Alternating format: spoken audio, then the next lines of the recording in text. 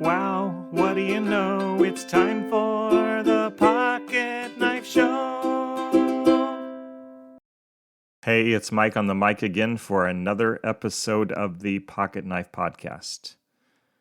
How many of you lived near your grandparents when you were growing up?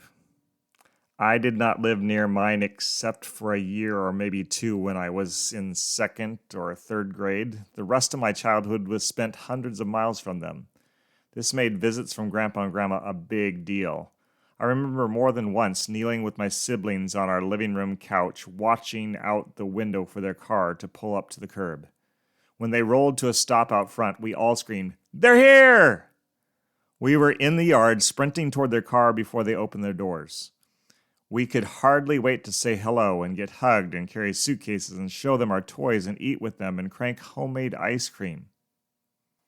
It's funny. Looking back, my memories of the anticipation of my grandparents' arrival at our house is far more vivid than those of their actual time with us.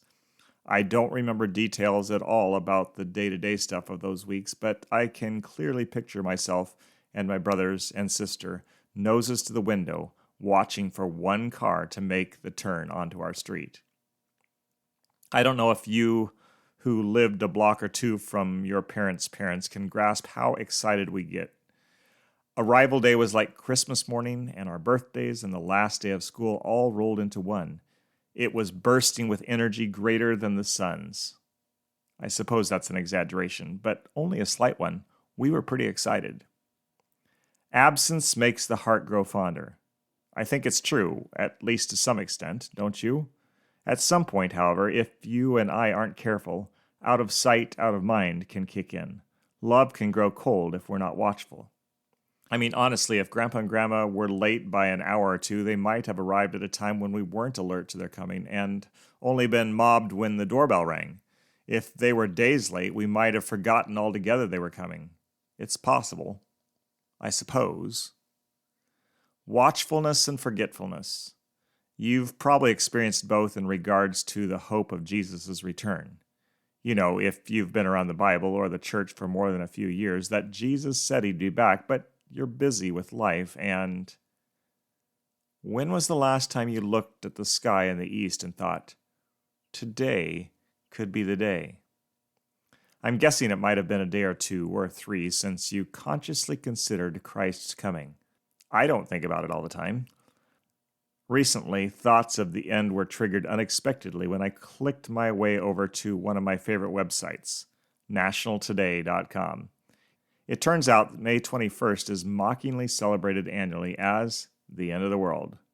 Why May 21st? Because in 2011, a doomsday preacher's prediction of the culmination of history was proven false on this day. May 21st, 2011 came and went with no trumpet call, no Savior riding the clouds, no rapture, despite the prediction.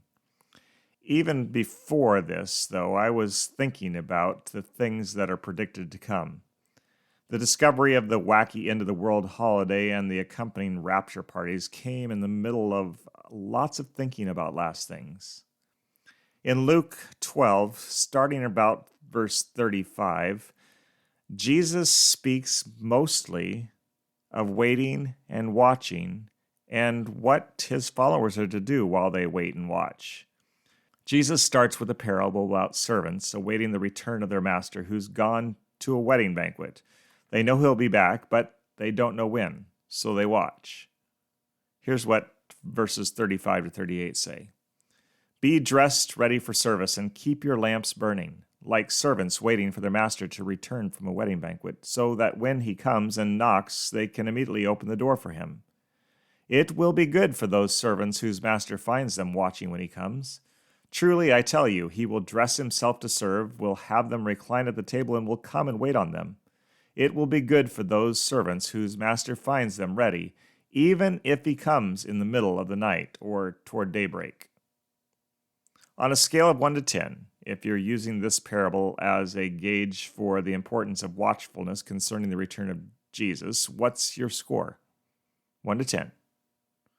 Watchfulness is up there, isn't it? 8? 9? 10? How watchful are you? To answer this question, don't you need to know what watchfulness looks like?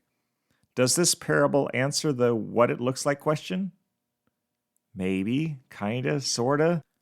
The only real clue we have is the initial half sentence. Listen to the first 5 words of verse 35. Be dressed, ready for service. Being watchful, it seems, means doing what God gives us to do as we wait for his return. It means working while waiting and watching. If we're obeying God's direction, both what he says in the Bible and what he says by his Spirit, we are living as our Master wants. We're ready for his return, no matter when it is. The man who is wisely watching has a heart set on what the Master wants. He works diligently out of love for God. There is no fear for the wisely waiting woman who daily submits to God's rule and serves others with kindness. When Jesus returns, she'll be doing what he called her to do, and reward will await her. What has God given you to do? Do it. Work while you wait and watch wide-eyed for Jesus' return. Oh no, it's sad, I know we've come to the end of the show.